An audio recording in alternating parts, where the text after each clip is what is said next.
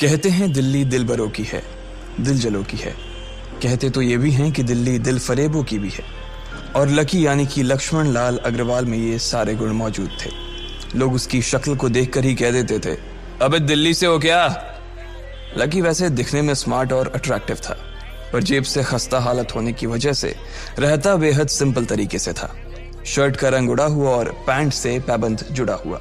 कहने को तो उसकी उम्र के लड़के दिल्ली की सड़कों पर रात को मोटर बाइक दौड़ाते थे, लेकिन लकी उर्फ लक्ष्मण लाल अग्रवाल सिर्फ कमरे से कॉलेज में पढ़ाई और गर्लफ्रेंड डिंपल के साथ थोड़ा वक्त बिताना, फिर कॉलेज से दुकान, दुकान से जब होम डिलीवरी आए तो वहां, और फिर घर चला जाता था। हाँ, कभी कभी जब वो किसी लड़के को खाली सड़क पर मोटर बाइक दंदनाते हुए देखता तो कहता, एक दिन अपना टाइम भी आएगा जब मैं चश्मा लगाकर बैठूंगा और पीछे डिंपल को बैठाऊंगा। देखना, जब वो मेरी कमर में अपना हाथ कसेगी और मैं तेजी से मोटरसाइकिल को इंडिया गेट के आसपास दौड़ाऊंगा, तो सारे दिल्ली का दिल हम दोनों को देखकर जलेगा। दुकान में रखा हुआ बर्नॉल भी काम नहीं आएगा। लकी ने कहा और अपने हाथ में बर्नॉल की क्रीम को दबा दिया। जैसे ही उसने क्रीम को दबाया, उसका क्रीम बाहर आ गई।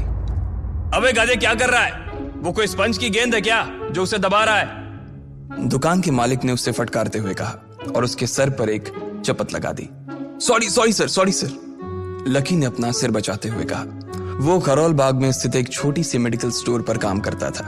उसकी दुकान का नाम था चमन मेडिकल स्टोर और उसके ओनर का नाम था चमन लाल। लकी पिछले 5 साल से इन्हीं की दुकान पर काम कर रहा था। यहाँ इस छोटी सी शॉप पर काम करना उसकी मजबूरी थी। लाइफ में कंगाली की वजह से उसे कॉलेज में पढ़ाई पूरी करने के लिए पार्ट टाइम जॉब करना था। उसने कई अच्छी जगह अच्छी तनख्वाह की नौकरी ढूंढी पर नहीं मिली और वो इस मेडिकल स्टोर पर ही अटक गया।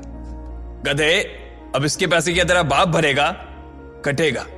इसका पैसा भी तेरी तनख्वाह से कटेगा और एमआरपी से डबल रेट में कटेगा।